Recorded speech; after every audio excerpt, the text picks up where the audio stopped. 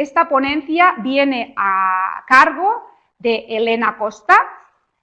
Elena es del Servicio Técnico de Poscosecha, tiene una gran experiencia en el asesoramiento de centrales hortofrutícolas, es una profesional que lleva mucho tiempo con relación directa con el sector, ha vivido muchas campañas y creo que es una persona muy adecuada para podernos resumir el que es el pasado, presente y futuro de las principales podredumbres y fisiopatías en fruta de pepita. Elena, cuando tú quieras. Muchas gracias, Neus. Buenos días a todos. Pues sí, me ha tocado a mí un poco hacer un resumen de lo que son las fisiopatías en nuestra zona. A la hora de preparar esta presentación, la verdad es que empezamos a revisar con las compañeras del servicio técnico las fotografías y las presentaciones que durante todos estos años hemos ido recopilando y que tenemos. Y la verdad nos dimos cuenta de que las fisiopatías han ido cambiando a lo largo de los años, que hay cosas que antes nos preocupaban y que ahora no nos preocupan tanto, y también fisiopatías nuevas que han ido apareciendo y que nos han obligado a tener que dar respuesta a los clientes de cuáles eran las causas o por qué se estaban produciendo. Por eso, a la hora de analizar estas fisiopatías, nos pareció interesante hacer 3 bloques de trabajo. El primer bloque, que sería el pasado, en el cual pues teníamos unos objetivos y unas herramientas distintas de los que tenemos ahora. Por eso iremos haciendo un análisis desde este punto de vista, situarnos un poco en la época en la que estábamos, con las tecnologías de que disponíamos y ver entonces cuáles eran las fisiopatías más importantes que teníamos. Por eso el primero de los bloques, que sería el momento pasado, aquí tenéis en esta diapositiva un poco cuál era el objetivo de esta época. En esta época el principal objetivo que teníamos era evitar pérdidas en conservación, es decir, disminuir los destríos. Cuando íbamos a las centrales y hablábamos con los gerentes, todos decían lo mismo, querían que al abrir las cámaras no tuviesen problemas de podridos, no hubiese problemas de escaldado. En aquellos momentos, hay que situarnos finales de los años 90, principios de los años 2000, teníamos unas atmósferas controladas con unos oxígenos que nos parecían a nosotros los mejores, hablábamos de un 2% de oxígeno como mucho, pero creíamos que eran lo mejor de lo que podíamos disponer. Esta época, el pasado, estuvo muy marcado por este elemento, el drencher. No entendíamos la conservación sin un tratamiento post cosecha a la entrada.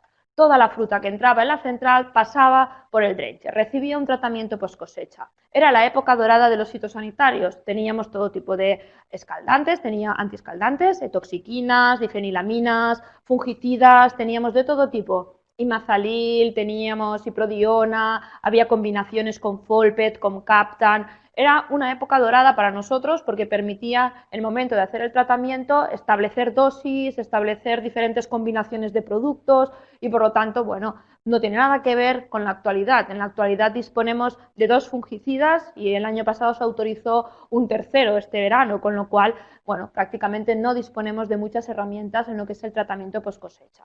Este elemento, el drencher, marcó mucho lo que son las fisiopatías de la época.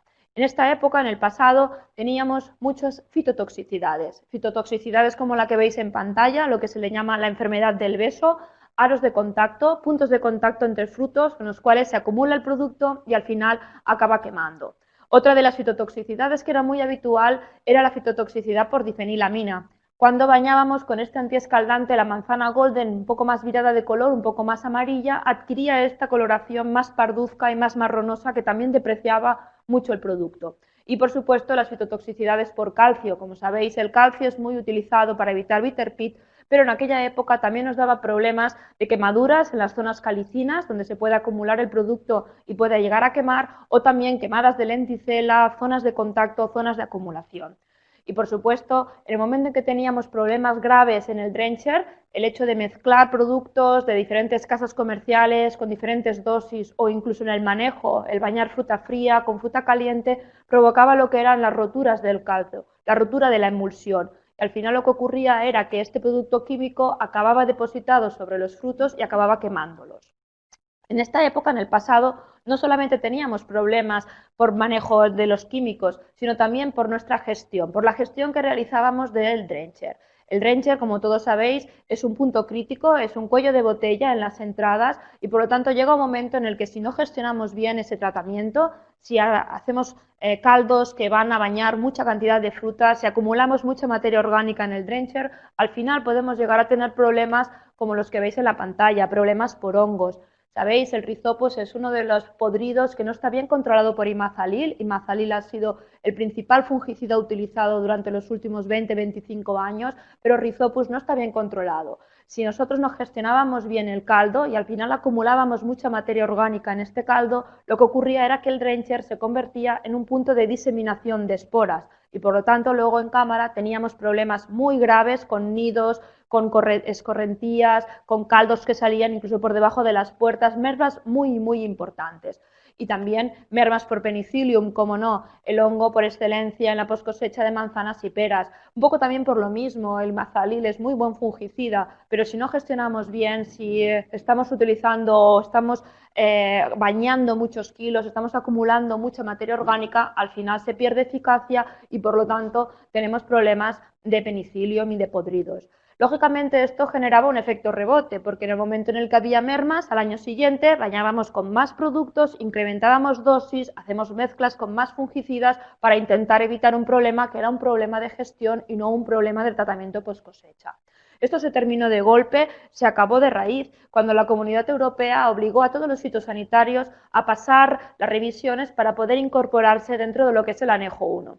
Para la poscosecha fue un golpe bastante duro porque se prohibieron los dos principales antiescaldantes, se prohibió la etoxiquina y se prohibió la difenilamina y nos quedamos sin herramientas para poder luchar contra nuestra principal fisiopatía, contra el escaldado.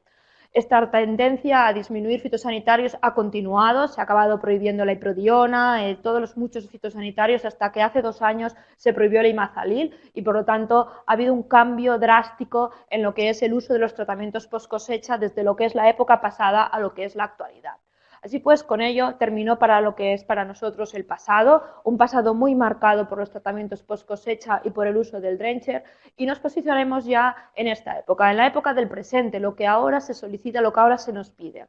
¿Qué se le pide a la post cosecha? A la post cosecha en estos momentos lo que se le está pidiendo es tener producto todo el año, alargar la conservación, llegar a tener conference durante todos los años para volver otra vez a enlazar campañas, tener golden todo el año. El supermercado quiere poner en el lineal todas las variedades o el mayor número de variedades posibles.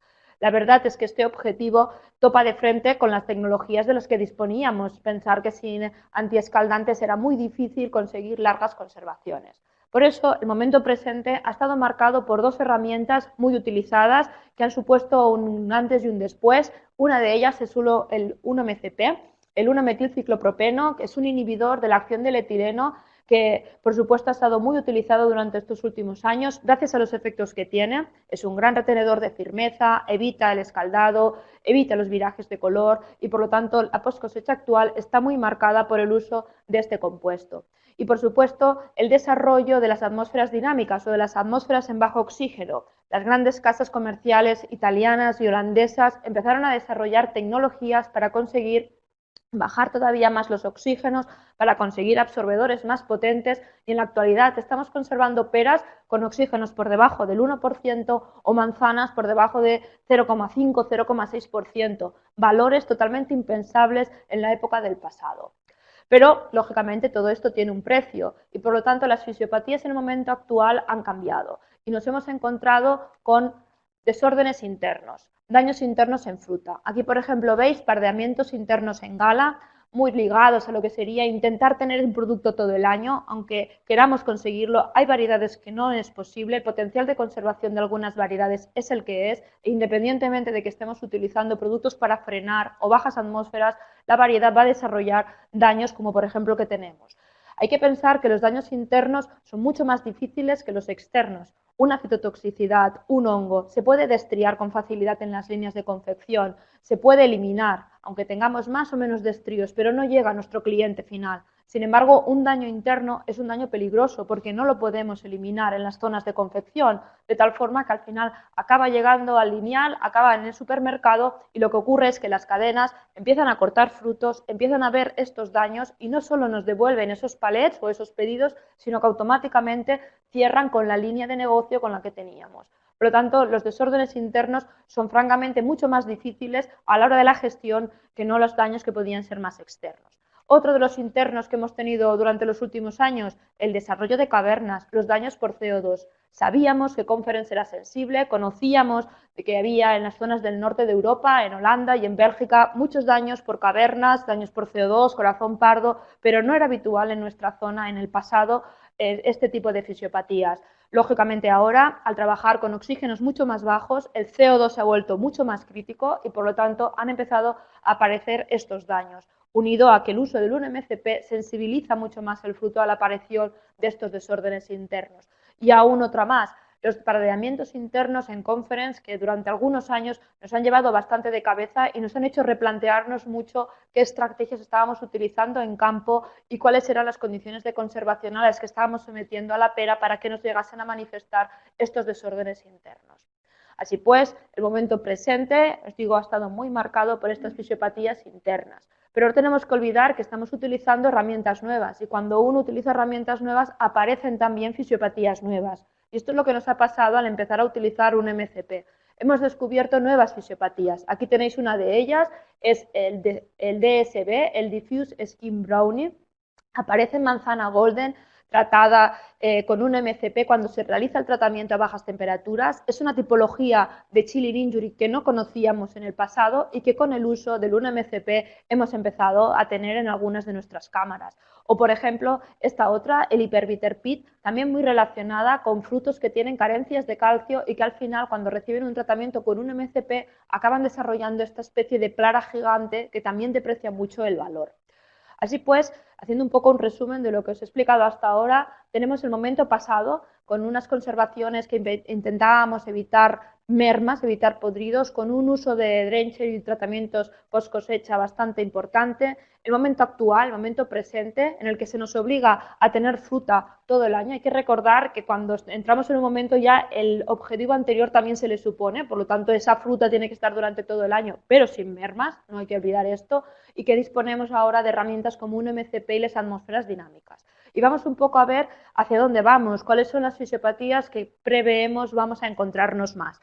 ¿Cuál es el objetivo que se está pidiendo de cara al futuro? El objetivo que se nos pide actualmente es la maduración. Se nos está exigiendo cada vez más que esta fruta tiene que ser una fruta que se pueda consumir, una fruta que esté mucho más apta para el consumo. Por lo tanto, en la actualidad podemos encontrarnos con algunas cosas un poco extrañas de entender, en el que tenemos una pera que ha sido tratada con un MCP, que se ha conservado con las atmósferas de más bajo oxígeno y que en el momento de la abertura debemos dejar en el pasillo o en una cámara a 20 grados para que su firmeza baje a 4 kilos, porque el supermercado y el consumidor nos exigen que esa pera sea una pera mucho más acabada, una pera mucho más destinada a potenciar su sabor. Así pues, lo que estamos haciendo en la actualidad es madurarlas. Empezamos ya a oír conceptos como el ready to eat, como el affinage, como que la pera coma bien, que se consuma bien, y por lo tanto estamos empezando a aplicar altas temperaturas, estamos empezando a aplicar en la pera técnicas para conseguir esos virajes de color, esas bajadas de firmeza. Por supuesto, esto lleva consigo una serie de problemáticas. Es muy complicado trabajar con un producto maduro, no tiene nada que ver trabajar con un producto más inmaduro que con una fruta que ya está avanzada, y por lo tanto esto nos ha dado algunos de los problemas que luego vamos a ver. En el caso de la manzana, ¿qué nos ocurre? La manzana, hemos tenido campañas de marketing muy importantes por parte de manzanas de alta montaña, manzanas francesas y manzanas italianas que se relacionan con una coloración amarilla y muy crujiente. Hay que recordar que nuestra Golden en el Valle tiene muchas dificultades para conseguir esta coloración y que por lo tanto vemos difícil poder conseguirlas. ¿Qué es lo que hemos hecho? Hemos intentado retrasar la maduración de la fruta para conseguir esos virajes de color. La consecuencia, que entran en cámara con almidones muy altos, almidones de 9 y de 10 y por lo tanto con potenciales de conservación mucho más cortos. Claro, cuando estamos intentando conservar un producto maduro durante todo el año podemos llegar a encontrarnos con problemas. Por eso de aquí que las fisiopatías que estemos ahora viendo y que antes no veíamos son relacionadas más con maduración. En el caso de peras, el tener que madurar a la salida es bastante dificultoso, podemos llegar a tener virajes de color irregulares, como los que veis en las fotografías. Tenéis que recordar que estos virajes, que esta maduración se realiza al final de la conservación con el producto cuando ya está confeccionado y encajado, y que por lo tanto a veces tiene bastante complicación el tema de tener que volver a reconfeccionar cajas, volver a eliminar frutos, porque lógicamente esto en el lineal no tiene buena presencia y por lo tanto no se puede vender así. O temas relacionados con escaldados de manipulación, relacionados con roces, con lo que sería el rolado, por ejemplo, para los que estéis conectados desde Sudamérica, que también empiezan a ser muy evidentes cuando trabajamos con subidas y bajadas de temperatura. Más problemáticas relacionadas con maduración, la sobremaduración. Es difícil, como os he dicho, atinar el momento justo en el que debemos dejar la pera para que se pueda comer bien, pero que tenga que tener un transporte y una venta. Por lo tanto, a veces nos pasamos y a veces lo que nos ocurre es que tenemos problemáticas como las que veis en las fotografías. Tenemos internal breakdown, tenemos problemas de hongos, problemas en la piel, con problemas de black spot, es decir, un producto con más dificultad a la hora de manejar. En el caso de la manzana, como os he explicado, el hecho de tener que poner en cámara producto más maduro ha hecho que adelantasen o que se empezasen a dar problemas de escaldados de senescencia. Yo recuerdo en el pasado que habíamos tenido algún problema de escaldado de senescencia, pero en cámaras con oxígenos muy altos, con un mal manejo de temperaturas. Sin embargo, no es lo normal en la actualidad. Igualmente lo tenemos.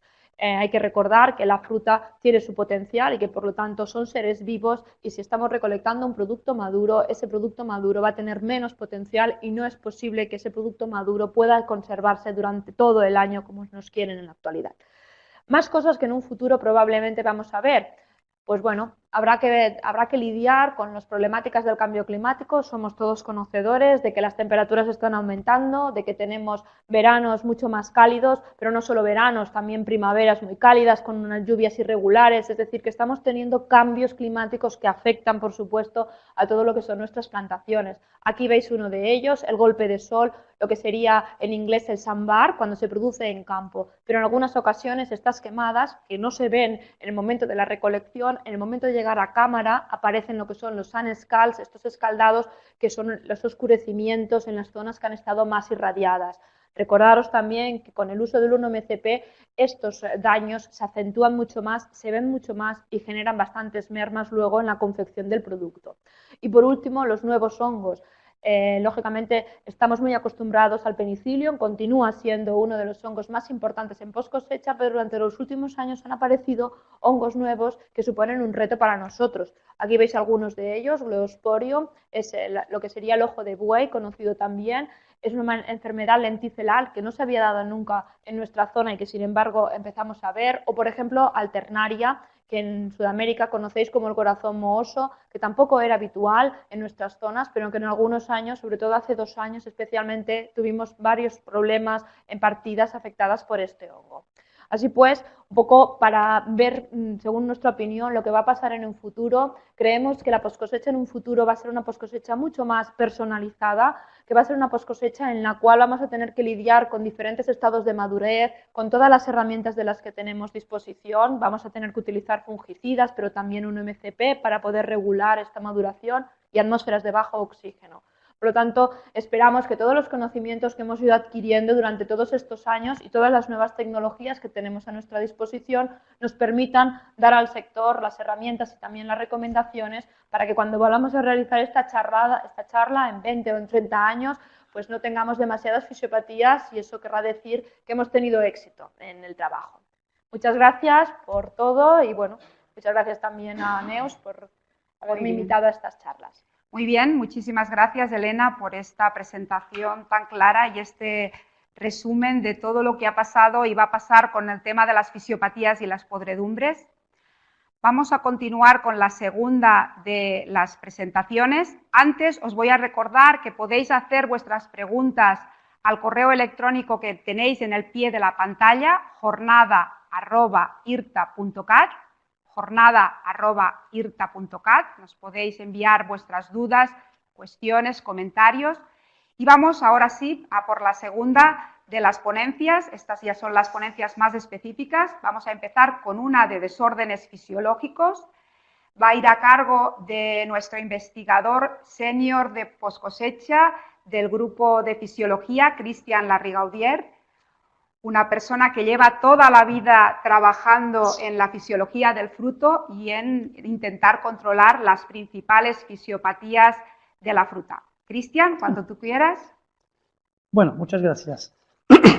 Buenos días a todos. Bueno, yo creo que todos os habéis preguntado, pero ¿por qué demonios puede ser esta alteración? Entonces, realmente, y lo que voy a intentar hacer en esta charla es explicar un poco qué son estas alteraciones, cómo se pueden identificar y cómo podemos intentar que no ocurren, ¿no? Entonces, para esto ya seguiré este esquema de presentación en el cual presentaré primero cómo se desarrollan, cuándo se pueden ver, hablaré de síntomas para cada alteración, de las causas, también ya diré cuáles son las alteraciones similares y trucos para la diferenciación y finalmente recomendaciones.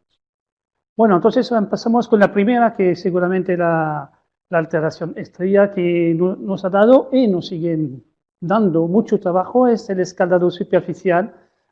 Esta alteración se desarrolla principalmente, no hay factores de campo que intervienen, pero se desarrolla finalmente durante los primeros meses de almacenamiento y es muy típico de esta alteración, se aprecia, se ven los síntomas principalmente durante la vida comercial. Entonces, estos síntomas son los que aparecen en esta foto, es la aparición de estas manchas marrones que son difusas y que aparecen sobre todo en la cara más verde, no soleada, y es principalmente debido a un problema de oxidación en la piel, oxidación de un compuesto que es el alfa-farneseno, y que también en el cual interviene con mucha intensidad el etileno. Ya veremos que es un elemento importante que causa esta alteración. Entonces, esta alteración no hay que confundirla con otro tipo de escaldado, escaldado blando y escaldado de senescencia.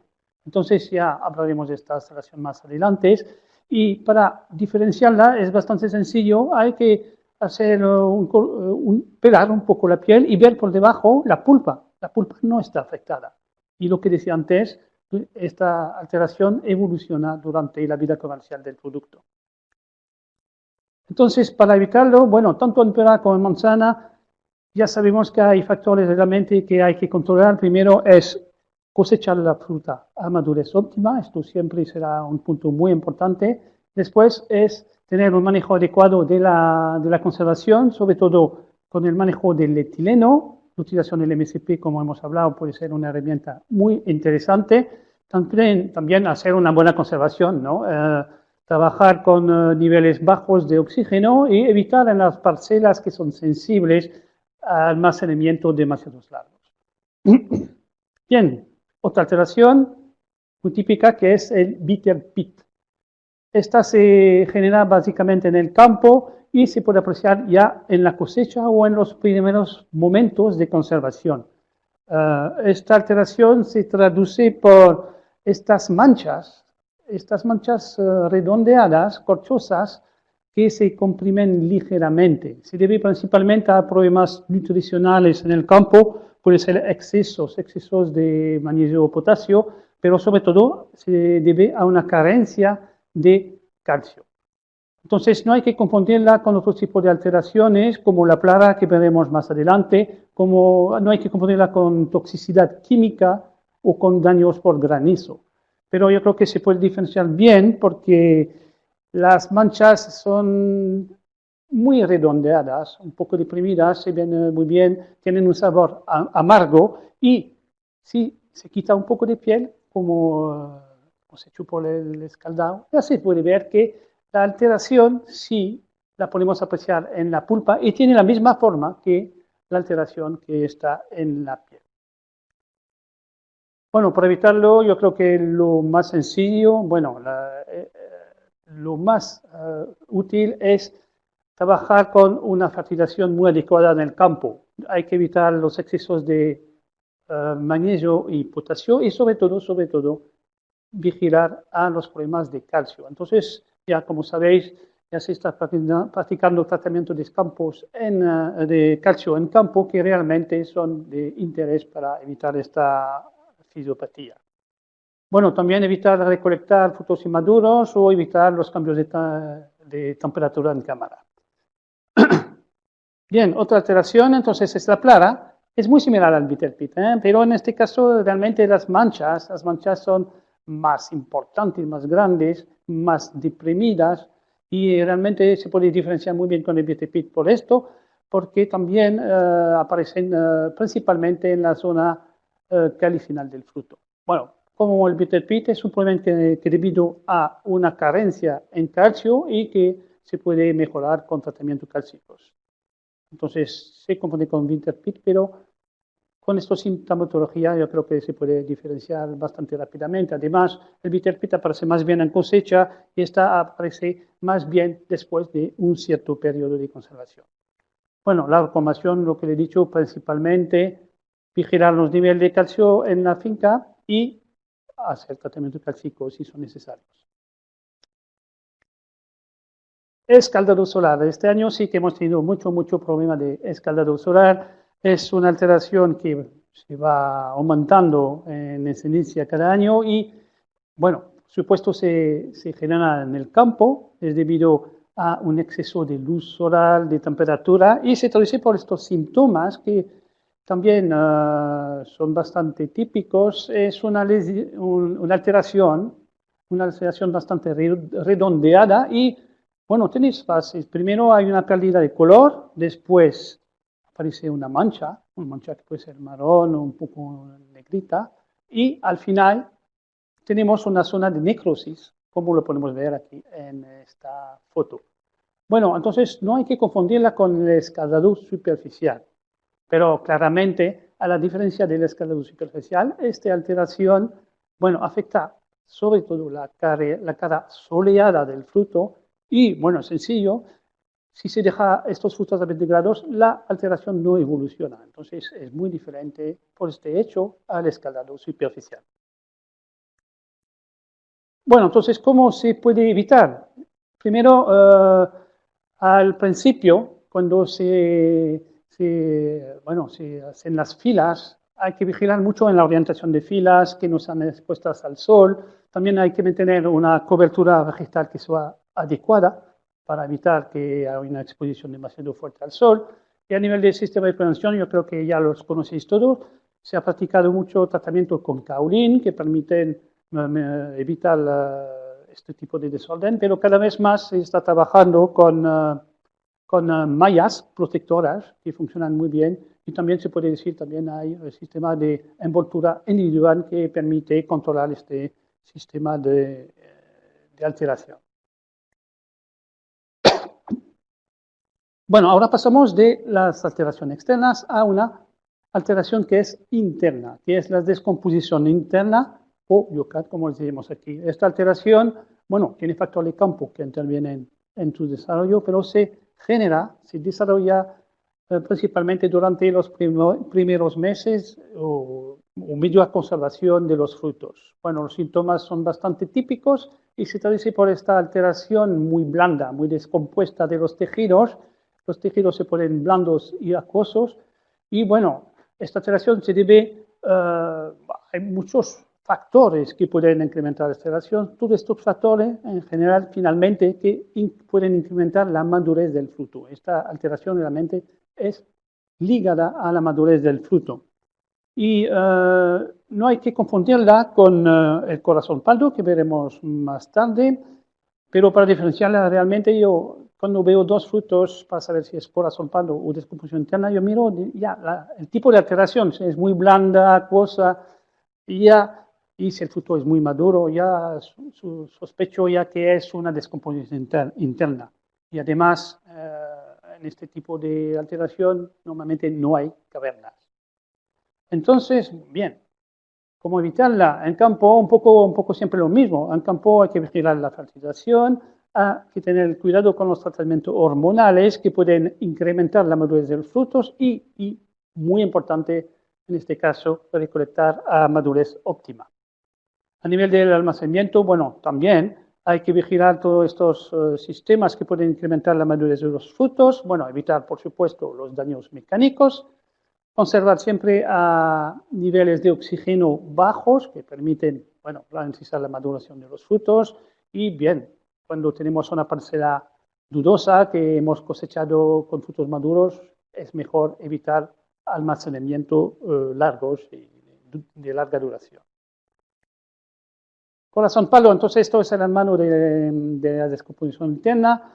Bueno, también se desarrolla durante las primeras fases de conservación, se puede ver durante la conservación y se traduce por la aparición otra vez de manchas marrones que normalmente se inician en el corazón y que después se van extendiendo de forma radial para formar estas manchas, esta columna de mancha marrón que se puede ver en la foto. Entonces, en los casos últimos, se puede ver el desarrollo de estas cavernas huecas, secas, que realmente son típicas de este tipo de alteración.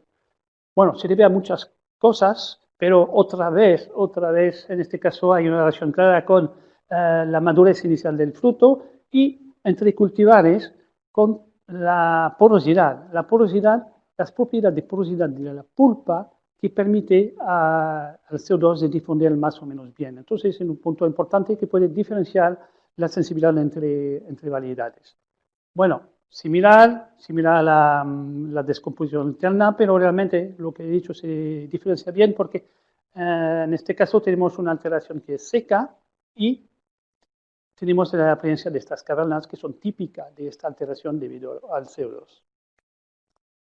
Bueno, en corazón palo, entonces aquí hemos trabajado ya hace más de 20 años, hemos iniciado nuestro trabajo en esta alteración y en este proyecto se ha visto que había factores de campo que sí tenían importancia, que había que vigilar la fertilización, por supuesto, había que vigilar la carga del árbol, porque los frutos con más calibre son siempre más sensibles al corazón palo. Había que evitar riegos intensivos durante cerca de la fecha de recolección y siempre recolectar la madurez óptima. Entonces, bien, campo, pero a nivel de almacenamiento también hay que procurar preenfriar muy rápidamente o enfriar muy rápidamente los frutos para evitar que generan CO2, hay que tener una buena estiba y ventilación de los palots y siempre conservar a bajos niveles de oxígeno, pero también bajos niveles de CO2 porque es una alteración que se relaciona con los niveles de CO2. Bueno, la resistencia, otras alteraciones que ya conocemos todos, se puede observar ya en cosecha. Bueno, es muy típica, es el desarrollo de estas alteraciones con la piel con un aspecto translúcido, oleoso, jugoso, y se debe a infiltración de líquidos en los espacios intercelulares y principalmente a desequilibrios nutricionales o del desarrollo vegetativo del árbol. Entonces, yo creo que aquí no tenemos problema de identificación, es muy sencilla para identificar, entonces no hay alteraciones similares y se puede identificar de forma muy fácil. Bueno, entonces, para evitarla, campo. Esta vez campo, básicamente la fertilización, como siempre, y tener un buen equilibrio vegetativo del árbol para evitar estos problemas. También hablamos de evitar las cosechas tardías. Escaldado de senescencia. Aquí tenemos alteraciones que se generan durante el almacenamiento, durante el largo almacenamiento, se puede ver al final del almacenamiento y bueno, tenemos estos síntomas con esta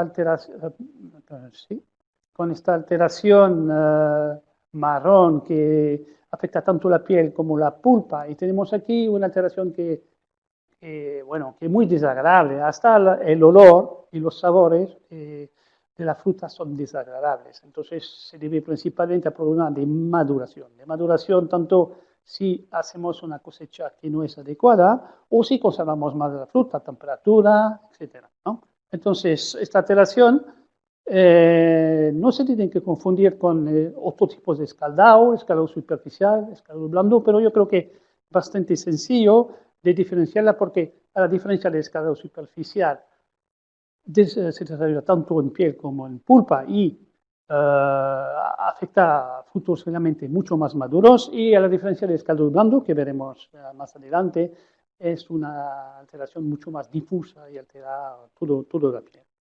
Entonces, para evitar el campo, bueno, hablamos de madurez, evitar tratamientos que pueden incrementar la madurez, evitar las cosechas tardías que incrementan las madurez, y como lo dijo Elena, bueno, ahora a nivel de almacenamiento, cada vez que queremos fruta más tiempo, etcétera, bueno, tenemos mucho más problema. Entonces, siempre conservar a buenas temperaturas y con niveles de bajo oxígeno. Pescado blando, entonces ya ves que esta alteración realmente es muy distinta de las demás, se viene durante el almacenamiento también, y bueno, se traduce por el oscurecimiento de la piel con este contorno bastante definido. Esto es muy típico de este tipo de alteración. Se debe a exceso de madurez y también a conservación a temperaturas demasiado bajas. Entonces, bueno, se puede confundir con escalados de senescencia, pero sí y no, porque realmente aquí tenemos siempre este contorno bien definido. Podemos tener la forma de un anillo, entonces realmente es una alteración que se puede diferenciar bastante fácilmente. Se debe a problemas de fertilización y, otra vez, a las cosechas inadecuadas. Bueno, estos son las alteraciones más comunes, pero muy rápidamente voy a presentar 2 o 3 alteraciones que también se podéis encontrar, para más detalles a nivel de la guía, y a poder ver todo esto en el póster también. Hablamos del pardeamiento interno en gala, que inicialmente se genera a nivel del pedúnculo y va bajando hasta la zona ecuatorial. Corresponde a estas manchas marrón que se ven en la pulpa, y corresponde a frutos demasiado maduros o que se han cosechado maduros, que se han conservado demasiado tiempo.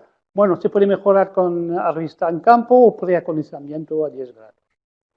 Otro tipo de daño es daño por sedosa en la Fuji. Aquí tenemos estas manchas marrones, y aquí depende bastante de cómo se recolecta. Si la fruta se recolecta muy madura y se quiere conservar, no tiene que ir a la atmósfera controlada, porque esta fruta va a desarrollar muchos problemas. Si se conserva menos madura, bueno, entonces sí puede ir a la atmósfera controlada, pero vigilar los niveles de CO2, porque es muy sensible a este CO2. Y ahora la tercera de las ponencias que tenemos es del tema que nos falta, que son las podredumbres. Esta charla va a ir a cargo de nuestra compañera del grupo de patología de poscosecha. En esta jornada, todos los ponentes y toda la gente que intervenimos somos de la casa, del programa de poscosecha. Y esta parte de la patología la va a dar Charo Torres, que bueno, es investigadora, como os decía, del grupo de patología, y es una gran experta en todo el tema de la epidemiología de los hongos y de intentar controlar estos hongos, ya sea con sistemas estándar o con sistemas alternativos. Charo, cuando tú quieras, es tuyo. Muchas gracias, Neus, por la presentación. Buenos días a todos, gracias por conectaros. Y en esta ocasión la charla que os hemos preparado es el resumen de una actividad demostrativa que hemos llevado a cabo durante estos últimos años respecto a la parte de patologías y enfermedades de fruta dulce, y concretamente hoy hablaremos del trabajo que hemos realizado en manzana y pera. El objetivo, lo primero que quiero explicaros es el objetivo de esta actividad demostrativa, que no es más que el intentar proporcionaros herramientas para poder mejorar el conocimiento y la identificación de las principales enfermedades de poscosecha de fruta dulce. Hoy concretamente os presentamos el material que hemos elaborado en manzana y en pera, pero como Neus ha comentado, con otra sesión anterior se presentó el de melocotón y nectarina. ¿Y cómo hemos abordado este objetivo? Pues de una forma pues, aparentemente sencilla, pero que ha implicado muchísimo trabajo, que ha sido obteniendo fruta con diferentes sintomatologías de los hongos objeto de estudio, diseñando y elaborando material técnico de diferente tipología para llegar a vuestras manos y os facilite el trabajo de identificación, realizando una sesión formativa como la de hoy. A ver si pasa. Un segundo. No me pasa la diapositiva. Ahora. Realizando una sesión formativa que es la que estamos impartiendo hoy. Y por último, todo el material que hemos generado se os transferirá al sector para que dispongáis de él para su uso. ¿Cómo hemos hecho toda esta generación de material para poder elaborar el material didáctico? Pues en esta parte de la actividad hemos trabajado con diferentes tipos de manzana y de pera y hemos enumerado los principales hongos que son causantes de enfermedades post cosecha en manzana y en pera. El orden que hemos establecido ha dependido de lo que nosotros consideramos como principales patógenos en nuestra zona. Puede ser que si estáis conectados, sobre todo en el otro lado del Atlántico, vuestro orden pueda ser diferente, pero en esencia serían los mismos hongos. Para ello, lo que hemos hecho ha sido preparar la fruta para que tenga los síntomas que nosotros queríamos mostraros.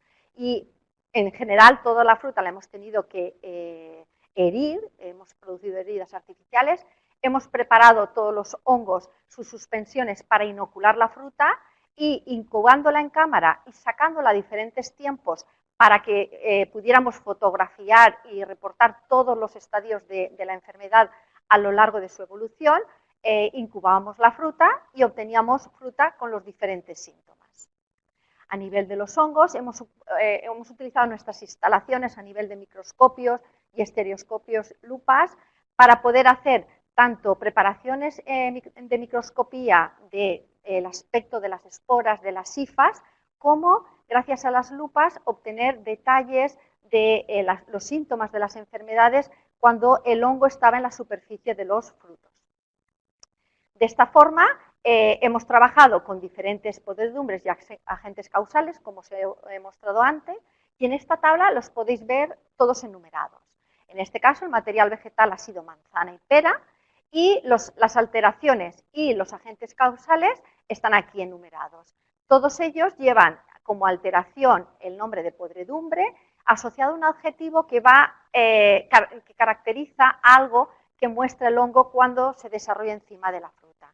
Por eso tenemos podredumbre azul, causada por Penicillium expansum, la gris producida por Botrytis cinerea, la blanda por Rhizopus stolonifer, la negra producida por Alternaria alternata, la lenticelar Neofabrea alba y la podredumbre parda, en último lugar, producida por una monilínea, en este caso frutícola. Vamos a ver ahora con detalle cada uno de estos hongos y su aspecto en el desarrollo en la fruta. En la primera posición estaría Penicillium expansum, que produce la podredumbre azul. Es un hongo que está ampliamente distribuido y aparece en todas las zonas productoras de manzana y de pera. Es un hongo típico de poscosecha porque está muy adaptado al frío, necesita heridas para iniciar su proceso infectivo y lo que veremos en la fruta es una mancha marrón con un aspecto blando, acuoso y que va macerando todo el fruto y cubriéndolo poco a poco de un micelio que va tornándose de color azul a medida que se desarrollan las esporas. En esta fotografía podéis ver el aspecto de este micelio blanco cuando es el aspecto de esta superficie blanco cuando es micelio y azulado cuando se desarrollan las esporas. En algunos casos podréis observar que vuestras frutas desarrollan toda la enfermedad y quedan rodeadas por un círculo de color blanco debido al micelio y también que pueden mostrar una depresión. Y si quitamos toda esta zona macerada que podéis ver en la imagen, se la separaríamos fácilmente del fruto sano, quedando perfectamente delimitado la zona afectada de la sana. Penicillium expansum es un hongo que puede infectar a la fruta a través de pedúnculos y como podéis ver en las imágenes, aparece muy esporulado generalmente sobre la fruta.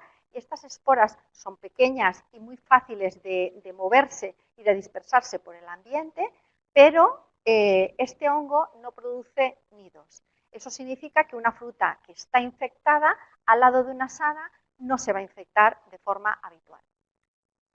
Como no hemos podido hacer el taller, como os ha indicado antes Neus, debido a las restricciones que tenemos por la COVID, os muestro unas fotografías de diferentes aspectos de peras y manzanas infectadas con Penicillium expansum y a diferentes estados de desarrollo de la enfermedad, que sería lo que hubiéramos preparado para vosotros en este taller in situ que teníamos previsto realizar. Y como podéis ver, aunque en algunos casos no se ve claramente, mayoritariamente la zona macerada acaba cubierta de este color azul característico de esta enfermedad. A nivel de crecimiento en placa, Penicillium crece y esporula, dando un aspecto al medio de cultivo totalmente azulado, y si realizamos preparaciones de estos medios de cultivo y las miramos al microscopio, veremos unas esporas pequeñitas, esféricas, y sobre todo lo que es característico es que el final de la hifa presenta una estructura a modo de pincel, que como podéis ver en la imagen, si lo vemos por microscopía electrónica, es muy clara y que es lo que da nombre a este género. Cambiando al siguiente hongo, sería Botrytis cinerea, que produce la podredumbre de gris. Es también un hongo ampliamente distribuido y presente en todas las zonas productoras de manzana y pera, pero también lo podremos encontrar infectando otro tipo de material vegetal, otro tipo de frutas, porque tiene un amplio rango de huéspedes a los que infectar. Puede aparecer en campo, pero las pérdidas y sus síntomas aparecen en poscosecha. También se desarrolla en frío, necesita heridas y ¿qué observaremos? El inicio de la enfermedad es una mancha marrón, en este caso mucho más dura y con unos márgenes, como podéis ver en la última pera que el de la imagen, más difusos. En la zona macerada se va cubriendo por un micelio que inicialmente es de color blanquinoso y que poco a poco con el tiempo va adquiriendo un color grisáceo, pardo que da nombre a la podredumbre. Si viéramos la superficie de esta fruta en detalle, por ejemplo con una lupa, veríamos que a través de las lenticelas observamos cómo sale el micelio y las esporas. Y si viéramos aún con más detalle y se pudiera apreciar mejor en la imagen, veríamos que estas hifas acaban con una estructura ramificada en forma de árbol que es típica de este género. Al igual que ocurre con Penicillium expansum, Botrytis también puede infectar a la fruta a través de los pedúnculos, pero en este caso sí que forma nidos. ¿Eso qué significa? Que una fruta infectada en contacto con una sana la infectará. Por eso podréis encontraros en un momento dado en una caja de fruta un montón de fruta infectada concentrada solo en una zona. Aquí tenéis el aspecto, como os he dicho antes, con Penicillium, de diferentes manzanas y peras infectadas con este hongo y cómo va evolucionando la enfermedad. En algunos casos veréis micelio más blanco, otros casos ya ha virado el color porque ya tiene esporas, y esto sería las sintomatologías que os podríais encontrar en vuestro día a día. El hongo crecido en placas en medios de cultivo, en placas, tiene un aspecto grisáceo, las esporas también las obtendremos en este tipo de medios de cultivo, y si hacemos una preparación y la miramos por microscopía óptica, veremos unas esferas ovoides, un poquito más globulosas, y aquí sí que podéis observar que la hifa acaba con una estructura en forma de árbol característica de Botrytis. Pasamos al tercer hongo, que sería Rhizopus stolonifer, que produce la podredumbre blanda. Es un hongo también que está presente en todas las zonas productoras de manzana y de pera. Es un hongo que también aparece en campo, pero que las pérdidas económicas las producen post cosecha. Y a diferencia de los otros dos anteriores, su incidencia suele ser más baja, pero a nivel de severidad es mucho más grave. ¿Por qué? Porque tiene un crecimiento mucho más rápido que los anteriores, se dispersa muy fácilmente, y en muchas centrales, cuando lo habéis tenido dentro de vuestras casas, sabéis que ha ocasionado pérdidas económicas muy importantes. Sus síntomas también son unas manchas de color marrón que evolucionan muy rápidamente. En pocos días tendríais la fruta con el aspecto de las que tenéis en imagen. Tiene una podredumbre muy blanda, muy agualosa, y que acaba descomponiendo internamente todo el fruto de forma muy rápida. de forma que podríais encontraros todo el fruto descompuesto y solo quedaría por fuera como una especie de papel la piel. El caso de Rhizopus, si miráis con detalle esta raya de color oscuro que tiene la fruta infectada, veríais a simple vista, sin necesidad de ninguna lupa ni de nada, veríais que el micelio acaba en unas cabezas de un color oscuro, negro normalmente, que es característico de Rhizopus, y si la vemos con más detalle, aquí podéis observar estas cabezas y la hifa se une a la fruta a través de una especie de raíces que se llaman rizoides y que es característico del género y de ahí su nombre de Rhizopus. Rhizopus, igual que hemos comentado antes con Botrytis, produce nidos. Estos nidos se dispersan muy fácilmente, descomponen muy rápidamente la fruta y producen un líquido que tiene un olor característico y que hace que la transmisión de esta enfermedad de frutos sanos sea muy rápida porque, como habréis observado alguna vez en vuestros centrales, fruta infectada de las partes de arriba de las cajas va cayendo en cascada hacia las partes de abajo, llegando a sobresalir incluso por la parte exterior de las cajas. De ahí que sea tan severo su incidencia cuando está presente en una central hortofrutícola. Este es el aspecto de esta podredumbre en diferentes manzanas y en diferentes peras, en diferentes momentos de la enfermedad, y solo comentaros que la mayoría de ellas no las podríais ni coger porque, como os he dicho antes, el fruto está descompuesto internamente y es muy difícil de cogerlas porque realmente acaba siendo una masa acuosa muy difícil de manejar. A nivel de crecimiento en placa, Rhizopus crece con un micelio blanco que rápidamente vira a color negro debido a la producción de esporas. Estas esporas las veréis muy cerca del borde de las placas Petri porque es un microorganismo aeróbico y que busca el oxígeno para su desarrollo. Y si realizamos preparaciones al microscopio, en estas imágenes podéis ver una hifa con el rizoide que os he comentado antes y el aspecto de las esporas en la imagen de abajo, que como podéis ya apreciar son mucho más grandes que las anteriores, de un aspecto globuloso y oscuras, de un color casi negro. El siguiente hongo sería Alternaria alternata, que produce la podredumbre negra. Es un hongo que también está presente en todas las zonas productoras, principalmente en zonas de manzanas. Aquí no ha sido muy importante, pero como acaba de comentar mi compañera Elena, pues ha habido años que su incidencia ha sido más alta de lo habitual y sí que sabemos que en zonas como Argentina y demás es una enfermedad mucho más problemática. A nivel de sintomatología, se trata de un hongo que produce una podredumbre, una mancha marrón que va oscureciéndose a lo largo del tiempo, pero se desarrolla de forma muy lenta, adquiere un color oscuro, es una podredumbre seca y muy firme y sobre todo es muy característico un desarrollo muy lento. Hemos tardado muchos días para obtener fotografías con estos diámetros de crecimiento. A nivel de colores, adquiere colores desde los marrones y verdes oscuros hasta el negro, y una mancha como la que veis en la imagen que tenéis en pantalla puede desarrollarse o quedarse ahí, y en algunos casos ese desarrollo es hacia el interior de la fruta en profundidad, y otros casos queda superficialmente y según las condiciones de humedad que tiene el fruto puede desarrollar el micelio. En las tres fotos que tenéis, desarrollo de micelio, podéis apreciar las diferencias de coloración de esta podredumbre que van desde unos colores pardos, marrones muy oscuros, hasta prácticamente negro.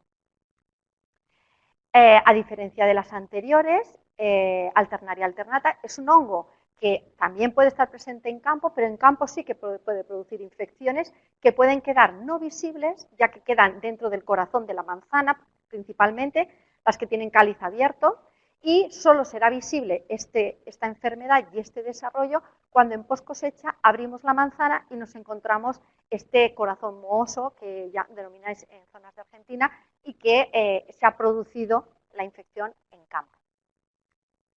Aquí tenéis el aspecto de diferentes peras y manzanas infectadas con Alternaria alternata, y ya podéis observar, como os he dicho antes, que su desarrollo puede ser más rápido, más lento, pero generalmente le cuesta mucho, y diferentes coloraciones a nivel de micelio y de aspecto exterior.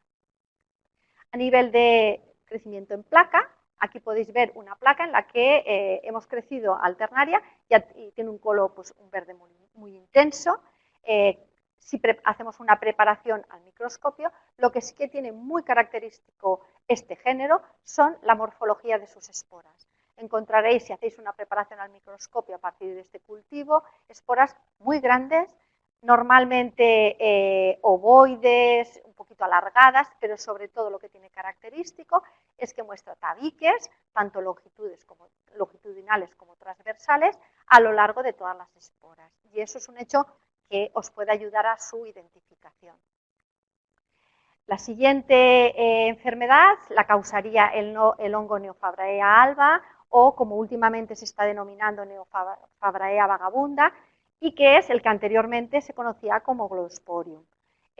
Taxonómicamente los cambios son muy rápidos y van evolucionando, con lo cual nuestra nomenclatura y nuestra forma de llamarlas se tiene que ir adaptando, pero aún así pues hay veces que mantenemos algunas formas de llamarlas como anteriormente. Produce lo que se denomina podredumbre lenticelar o ojo de buey, y ahora veréis por qué estos dos nombres. Es una podredumbre también muy lenta, la podemos encontrar en zonas productoras de manzanas, no en todas ellas, sobre todo en zonas con elevada humedad, pero también ha comentado antes mi compañera Elena que aquí en nuestra zona empieza a aparecer este hongo y esta problemática.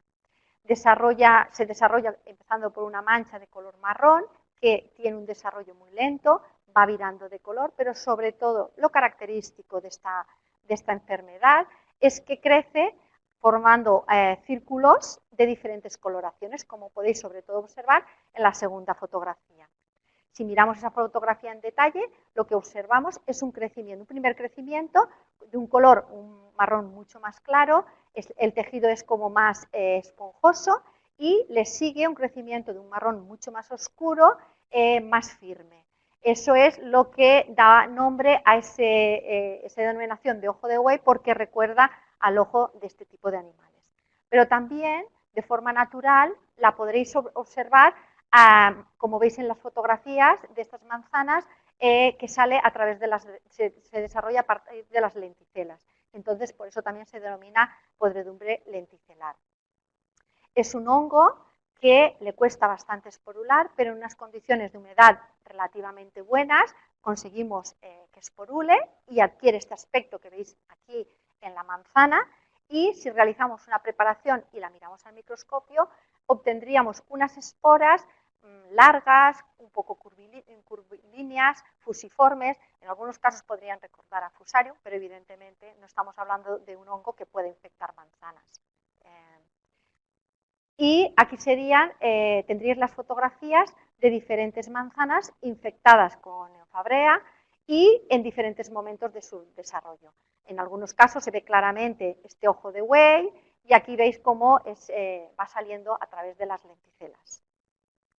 Y por último estaría Monilinia frutígena, que es la causante de la podredumbre parda. También es un hongo que está distribuido en las zonas productoras, aunque en nuestro caso tiene baja incidencia, aparece en campo, y en otro tipo de frutas como melocotón y nectarina aparecen otras especies que son las más importantes, pero en el caso de manzanas es esta la especie más importante. Produce una podredumbre marrón, firme, y que cuando va desarrollándose desarrolla un micelio que adquiere un color blanco, de un color beige bastante característico. Y algo característico también de esta podredumbre es que las lenticelas aparecen vitrificadas de color negro. Es esta imagen que tenéis aquí en una manzana.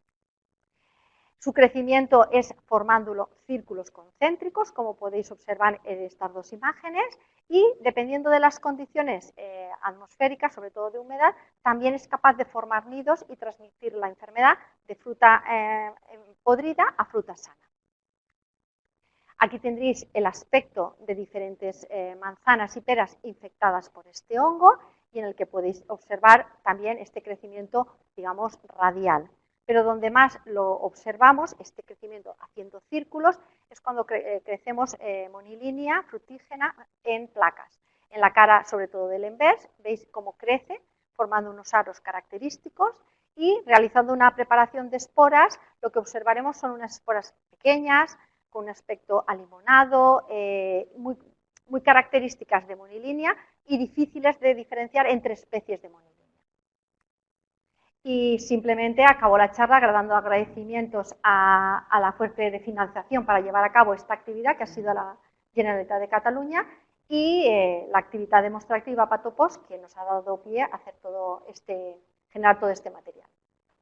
Muchas gracias, Charo, por esta presentación tan bonita y excelente. Yo creo que a partir de ahora nuestros oyentes van a distinguir mucho mejor todo lo que son las podredumbres de poscosecha de fruta de pepita.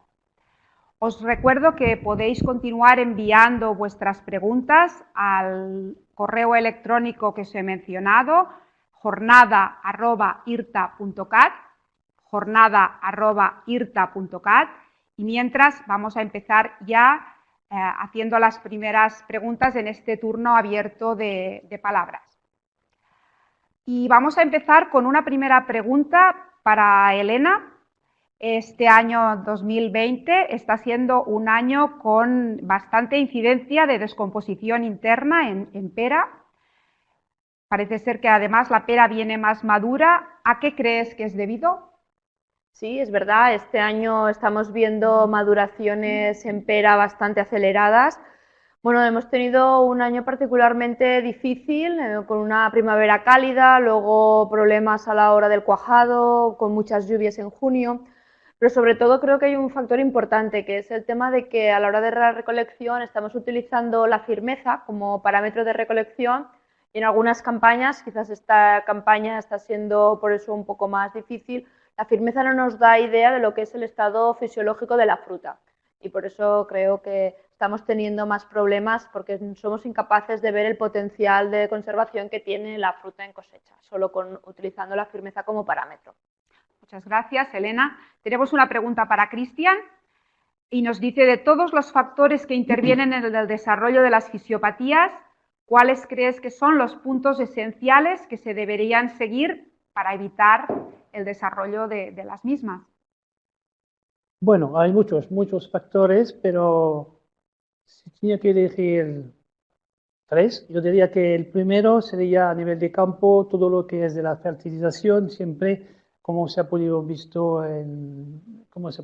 en mi presentación, en muchas de las relaciones intervienen unos desequilibrios de fertilización. Entonces, primer punto, la fertilización, diría. Después, segundo punto, muy importante, la fecha de recolección, cosechar los frutos siempre en la fecha óptima. Y finalmente, el tercer punto iría en post cosecha, realmente en almacenamiento. Yo creo que, bueno, por supuesto, buenas condiciones de almacenamiento, temperatura, etcétera, pero yo creo que es muy importante, y esto se habla un poco antes también, hacer una adecuación entre la entrada, cómo está el fruto a nivel de su madurez a la entrada, y el destino. Entonces, adaptar el destino, la duración del almacenamiento en función de la entrada de la fruta.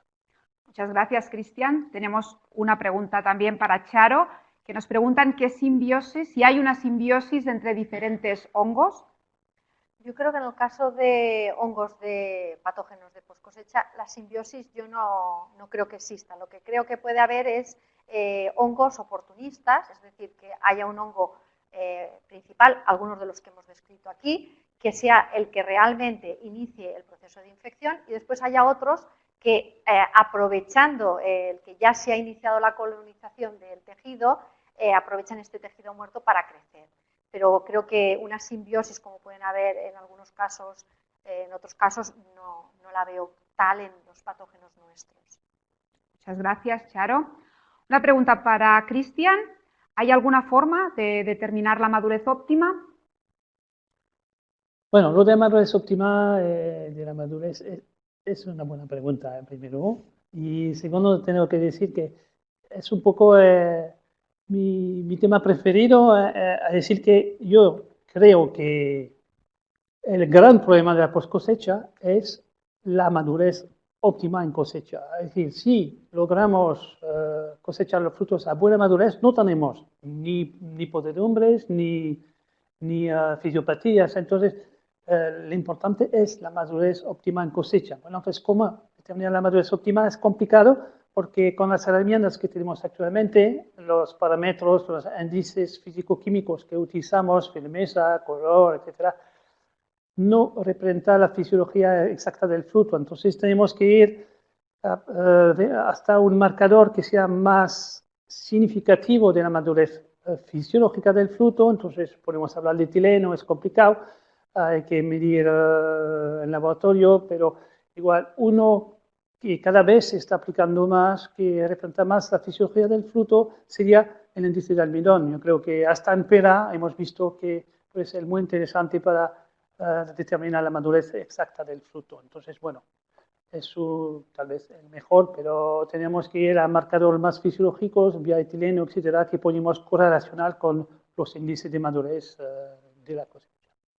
Muchas gracias, Cristian. Una pregunta para Elena en relación al 1-MCP, que lo has nombrado varias veces y que nos dicen que ya que ha supuesto un antes y un después, si tú crees que sí ha ocasionado más problemas que beneficios. No. Yo creo que el 1-MCP ha sido un hito muy importante en nuestra época de cara a la post cosecha y que gracias a él hemos podido continuar conservando con conservaciones largas. Recordemos que sin ningún antiescaldante es inviable poder conservar más de 3 meses, por lo tanto el 1-MCP nos ha ayudado muchísimo. Creo que es una herramienta que es mucho más técnica que lo que estábamos acostumbrados y por lo tanto, bueno, pues es normal que hayamos tenido que acostumbrarnos a trabajar con él, a ver qué necesidades tiene, cuáles son sus requerimientos, sus recomendaciones y qué es, cómo podemos entonces mejorarlo. Pero desde luego creo que tiene mucho potencial y que es una herramienta muy útil para nosotros y que seguro que en un futuro vamos a utilizarla muchísimo, claro. Claro que sí. Tanto. Charo, ¿cómo se previene en la actualidad la incidencia de las podredumbres en las centrales hortofrutícolas y cuáles son los tratamientos autorizados? Bueno, no los vamos a listar todos. Sí, bueno, antes ya Elena lo ha comentado en su charla, hay cada vez menos tratamientos autorizados. El año pasado se incorporó uno, habían 2 y 1-3. ¿Y cómo se previenen? Yo creo que en eso lo que podemos hablar un poco por nuestra zona, se están previniendo ya empezando con unas buenas prácticas en campo, implementando cada vez una forma de manipular la fruta de una forma más, vamos a decirlo, cariñosa, más cuidadosa, evitando que durante el proceso de manipulación se produzcan heridas, que es la principal fuente de entrada de los hongos, y entonces eso ya ayuda, junto con otras prácticas culturales que ya se aconsejan a través de nuestro servicio técnico, va reduciendo la posibilidad de entrada de hongos. Y después unos tratamientos, los que estén autorizados, hechos con mucho rigor, con mucha cautela y con los momentos adecuados. En algunas enfermedades, hablo más de otras, a lo mejor más de que empiezan en campo, ya se incorporan tratamientos también en campo. Hay tratamientos que se pueden aplicar en campo con el objetivo de controlar la enfermedad en post cosecha, pero siempre de una forma como mucho más racional. Yo creo que es la tendencia. Muy bien, muchísimas gracias. Hay una pregunta que pone que es para mí, pregunta que nos llega desde Argentina y que nos dicen si va a ser posible obtener todas estas imágenes de las diferentes fisiopatías y enfermedades para poderlas mostrar al personal de calidad de sus centrales hortofrutícolas. Bueno, os habéis adelantado un poco, sí, os vamos a presentar todo el material que hemos elaborado para poder diferenciar e identificarlas, en donde están la mayoría de las fotografías que han aparecido en las presentaciones, y luego vais a ver pues todo este material que hemos elaborado y que pues haremos lo posible para poder hacerlo llegar a Argentina y donde convenga. ¿Hay más preguntas? Sí, hay otra pregunta para Charo. Nos dicen, Rhizopus en el caso de fruta de pepita se caracteriza por sus pelos, por estos filamentos que nos has enseñado con las cabezas de aguja. En el caso de fruta de hueso, ¿estos filamentos o estos pelos no se llegan a ver? Sí, también Sí, los también. llegamos a ver, los podréis ver fotografiados porque los hemos pillado a todos ellos en su momento de desarrollo. Sí que es verdad que hay veces que Rhizopus, nos ha pasado alguna vez, que cuando vemos Rhizopus fruta de hueso en campo, no es tan esta bola tan peluda como solemos estar acostumbrados. En campo queda como una cosa más bajita, no sé cómo decirlo, es como una ceniza de color muy oscuro, no es tan exagerado este pelo, pero como podréis ver luego en todo el material que hemos editado, sí que se puede observar estos pelos y estas cabezas de aguja característicos de Rhizopus en fruta de hueso. Muchas gracias, Charo. Tenemos una pregunta que es para Elena y Cristian a la vez. ¿Cómo se debe vigilar el CO2 en las variedades Fuji y Golden y cuáles son los parámetros más adecuados? ¿Quién de los dos contesta? Bueno, ¿Cómo pues, podemos ¿cómo podemos regular los niveles de CO2? Controlar los niveles de CO2. Bueno, yo creo que son dos variedades diferentes, son variedades distintas. Para nosotros, en el caso de Golden, nuestra Golden soporta bastante bien niveles altos de CO2, por lo tanto, podemos trabajar en niveles, podemos estar hablando del 2, del 3, incluso hemos llegado a tener. Siempre estamos hablando de que cuando bajamos el oxígeno, estos niveles de carbónico son más tóxicos, pero Golden soporta bien. En el caso de Fuji, bueno, pues en el caso de Fuji no. Fuji tiene mucha sensibilidad al CO2, sobre todo vitrescencias. Fujis que tienen problemáticas de vitrescencia, pues después acaban desarrollando daños internos, por lo tanto hay que tener mucho cuidado con ellas. Entonces, bueno, lo que hacemos es retrasar la puesta en atmósfera controlada, disminuir los niveles de CO2, no ponemos en atmósfera aquellas partidas de más sensibilidad a esta vitrescencia. Es decir, que intentamos manejar un poco la Fuji en estos aspectos y yo creo que más o menos, Bueno, no sé si quieres añadir algo. Y siempre pensar que esta sensibilidad es función de la madurez finalmente. Es decir, que si se cosecha el fruto a un punto que tiene menos sensibilidad a nivel del CO2, bueno, habrá mucho menos problema. Entonces, vuelvo con la recolección óptima, es decir, que a madurez normalmente óptima, si vigilamos bien los niveles de CO2 en la cámara y no hacemos, bueno, tonterías, se puede decir, normalmente no tendríamos que tener problemas. Muy bien, muchas gracias a los dos. Y finalmente creo que queda una pregunta para Charo y que dice que cómo podemos identificar las podredumbres si a veces todas son pues esta pequeña mancha marrón que son tan parecidas entre ellas y que pues no se pueden distinguir.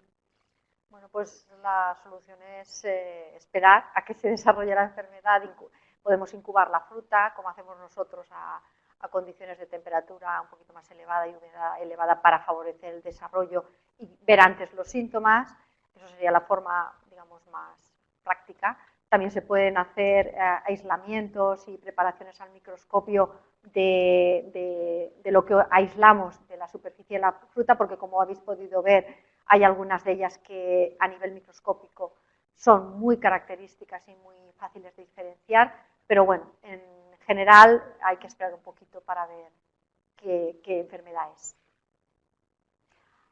Tenemos otra pregunta para Cristian.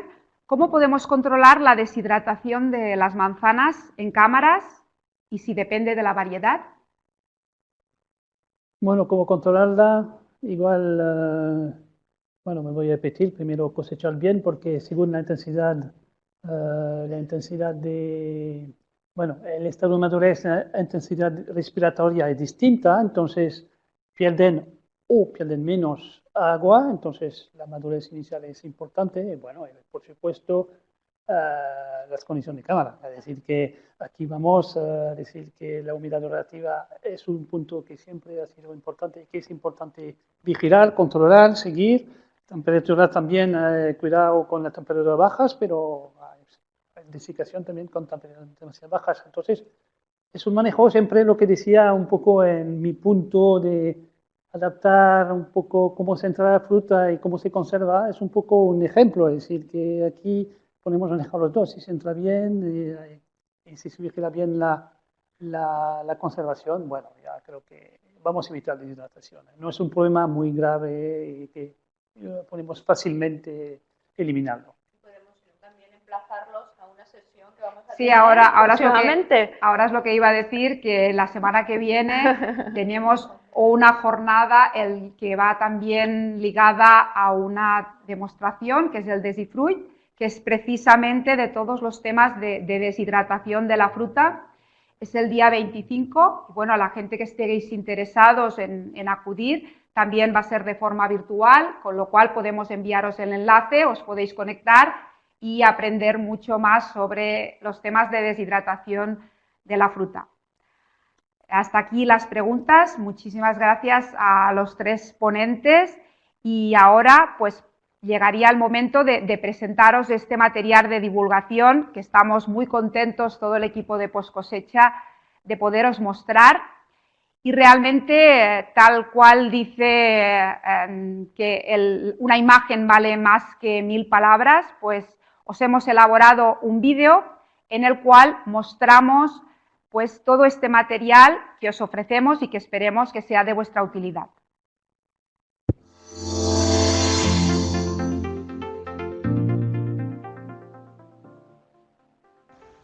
Hola.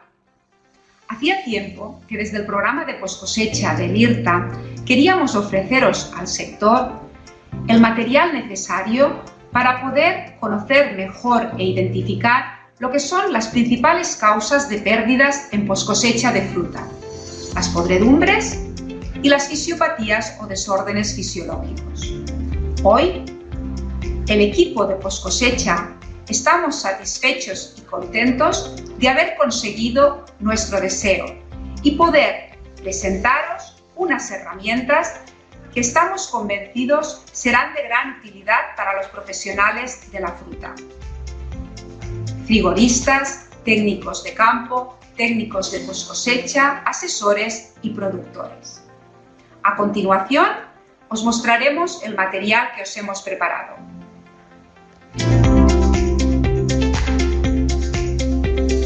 Esta documentación que hemos elaborado incluye 3 tipos de material. En primer lugar, 2 guías fotográficas de podredumbres, a las que llamamos de forma coloquial pantoneras, por su formato similar a las paletas de colores y pinturas. Una para melocotón y nectarina y otra para manzana y pera. Como podéis ver, son muy manejables y prácticas para que os las podáis llevar a campo, a la central, al laboratorio o allí donde más os convenga, con el fin de ayudaros a identificar qué podredumbre afecta a la fruta que estáis visualizando. En segundo lugar, también hemos editado pósters con las fisiopatías y podredumbres más habituales, que podéis colocar en algún lugar visible de vuestras centrales frutícolas, en los despachos o en los laboratorios. Estos pósters han sido pensados como un material fijo para ser colgado y familiarizar al personal con estos problemas de la fruta. Y finalmente, si queréis aún tener más información sobre estos temas, hemos elaborado 2 guías descriptivas, una para fisiopatías y otra para podredumbres, que incluyen melocotón, nectarina, manzana y pera. En estas guías encontraréis la descripción, los síntomas, las causas que las provocan, el control, las buenas prácticas tanto en central como en campo para evitarlas y, naturalmente, muchas imágenes de todas ellas. Todo este material es gratuito y se ha podido elaborar gracias a la financiación del Departament d'Agricultura de la Generalitat de Catalunya mediante las ayudas de demostración Fisiofruit y Patopost. Finalmente, deciros que para los clientes del servicio técnico de poscosecha, este material se os entregará en mano a través de nuestros técnicos asesores en los próximos días. Para los demás, podéis venir a recogerlo al Fruit Center o contactar con nosotros. Esperamos y deseamos que este material que os hemos preparado os sea de utilidad en vuestro día a día, que al final es uno de nuestros principales objetivos.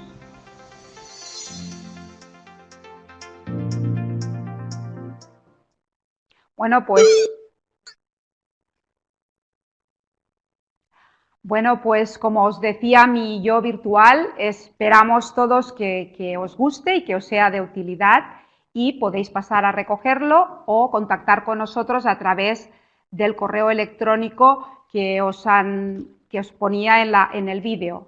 Postcollita, en català y con T, postcollita@irta.cat. Deciros también que vais a recibir un enlace con una encuesta en la cual vais a poder dar la evaluación o la valoración de esta jornada, que os animamos a que la respondáis, porque vuestro feedback y vuestras opiniones son las que nos ayudan a mejorar y hacer las cosas cada vez mejor y en las próximas jornadas. También, finalmente, me vais a permitir que aproveche la oportunidad de dar las gracias a toda la gente que ha colaborado en esta jornada, que no son poca. Primero, dar las gracias al Departamento de Agricultura, como ya he dicho en nuestro vídeo, por la financiación. Después, dar las gracias a nuestros ponentes, porque lo han hecho muy bien, porque han aceptado el reto de ponerse delante de una cámara y de unos focos y de adaptarse a la nueva situación que todos estamos viviendo. Muchísimas gracias. También queremos dar las gracias a todo el equipo de Postcosecha a la Sombra, todas aquellas personas que no veis nunca delante de unas cámaras, que no estarán aquí, que están en nuestros laboratorios, que es nuestro equipo técnico, que pensad que detrás de cada fotografía que veréis en las guías o en las pantoneras hay el trabajo minucioso y excelente de unas grandes profesionales a las que queremos dar nuestras gracias, y en especial a Núria Ballaura y Dolors Ubach, que son las que han estado delante de esta acción.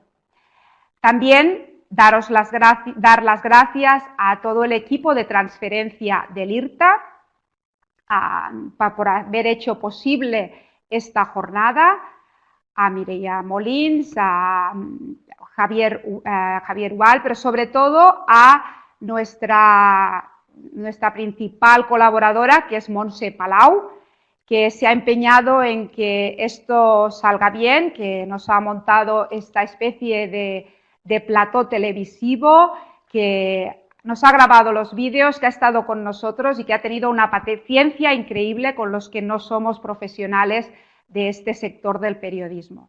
Y finalmente, pues daros las gracias a todos vosotros por seguir confiando en nosotros, por conectaros y por haber escuchado nuestras explicaciones.